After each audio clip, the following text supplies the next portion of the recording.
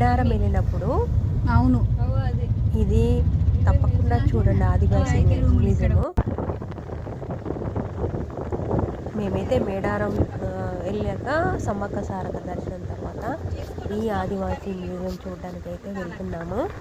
ఇదే first time నేను video upload చేయడము. ఇది షార్ట్ లాగా చేయలేము కాబట్టి, సాటిస్ఫాక్షన్ ఉండదు కాబట్టి వీడియో లాగానే మీ ముందుకు తెస్తున్నాను.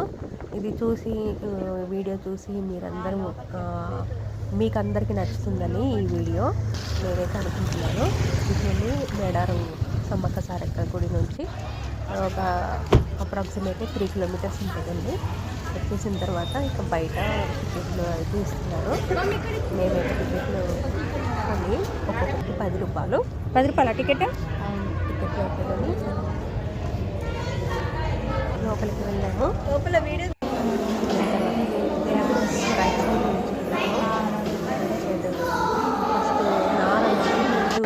ఏదైనా కట్టుకోవడానికి నారలు పోగు నారతోనైనా ఆలిన నారలు మంచి సీడ్స్ అన్ని వాళ్ళకి ఏమేమి తిన్నారో వాటిని అపురూపంగా దాచిపెట్టారు. మొంతలలో మట్టి దాచిపెట్టారు.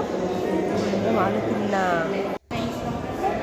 గింజల తాలూకు సీడ్స్ ఇవేమో అలంకరణ సామాగ్రి దాచిపెట్టుకోవడానికి పెట్టెలండి. అప్పుడు చెక్క పెట్టెలు ఒకటి గంపలాగా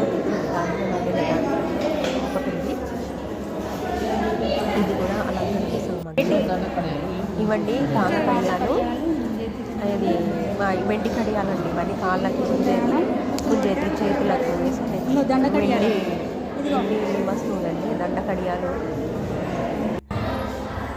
ఇవి అన్నీ వాయిద్యాలండి. వాయిద్యాలు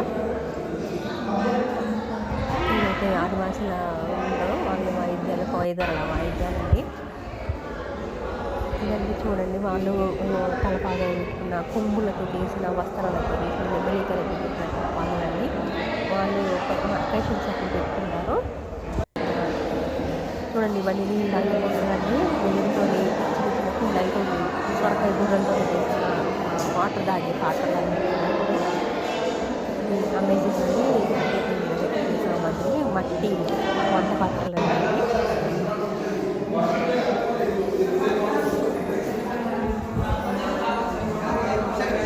ఇలాంటి ఎన్నో వాడిన వస్తువులు కానీ వస్త్రాలు ఇవన్నీ కూడా చూడండి. ఇది ఏదో సంథింగ్ వ్యవసాయానికి సంబంధించింది. ఇది నాగలి టైప్ ఉందండి. అది